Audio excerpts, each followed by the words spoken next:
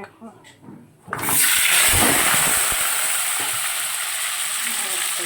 চলে এসছে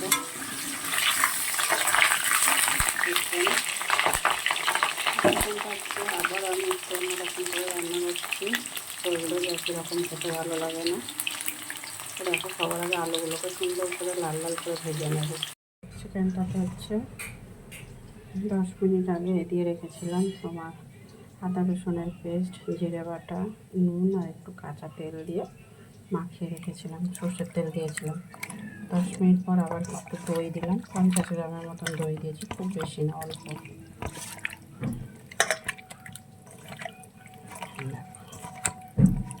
দিয়ে এটা খুব ভালো করে মাখিয়ে রেখে দেবো।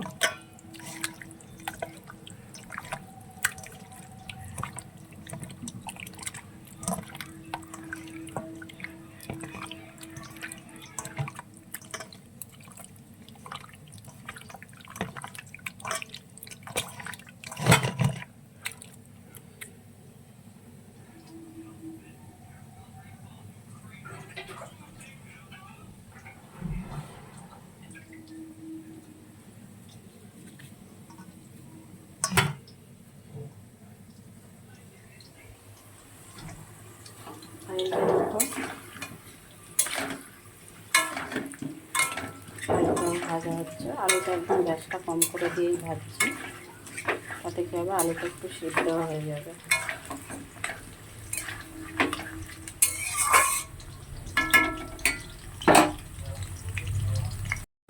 দেখো আলুগুলো ভেজে তুলে নিয়েছি।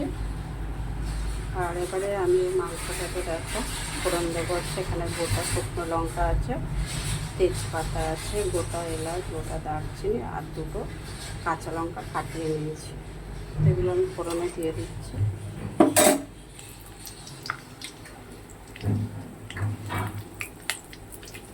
সাদা জিরে দিলাম ফোড়নে।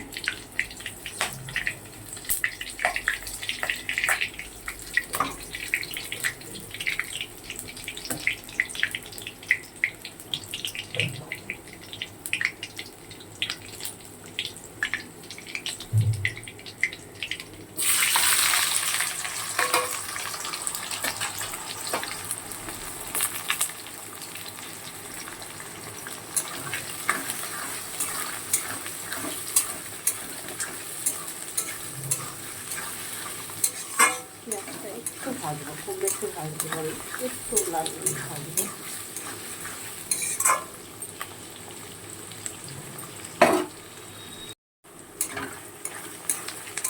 পেঁয়াজটা কিন্তু খুব বেশি ভাজিনি, হালকা ভেজেছি।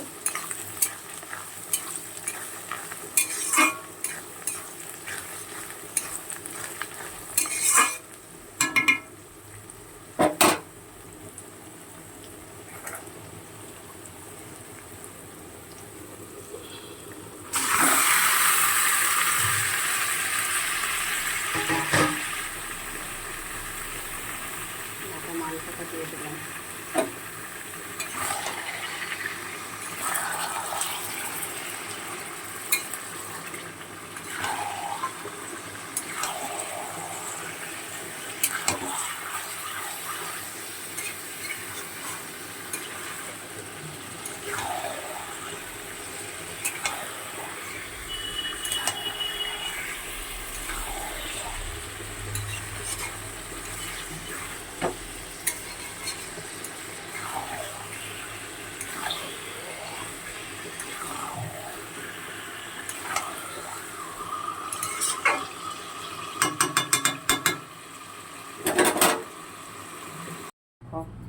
চিকেনটা নামিয়ে নিয়েছি, রান্না হয়ে গেছে চিকেন।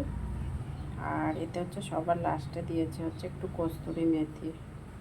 তো বন্ধুরা, দই চিকেন এইভাবেই বানিয়েছি। পরে গোলমরিচের গুঁড়ো একটু দিয়ে দিয়েছি। আর কাঁচা লঙ্কার পরিমাণটা কিন্তু বেশিই দিয়েছি, যেহেতু আজকে কোনো গুঁড়ো লঙ্কা দিইনি, শুকনো লঙ্কার গুঁড়ো টুড়ো দিইনি, বা আমি কোনো কাশ্মীরি মির্চিও দিইনি।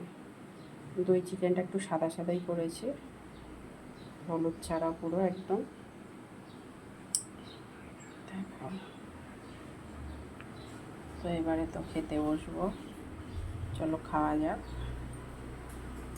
বন্ধুরা দেখো, রান্না তো হয়ে গেছে। এদিকে ভাত বেড়ে নিয়েছি, এদিকে একটু আলুর চোখা নিয়ে নিয়েছি, পেঁয়াজ কুচি, টমেটো কুচি, এক বাটি দই, আর এখানে দেখো দই চিকেনটা রান্না করেছি সেটা নিয়ে নিয়েছি। আর আজকের হচ্ছে টমেটো ডালও করেছিলাম। তো এই হচ্ছে, চলো খেয়ে নিই ঝটপট খেয়ে।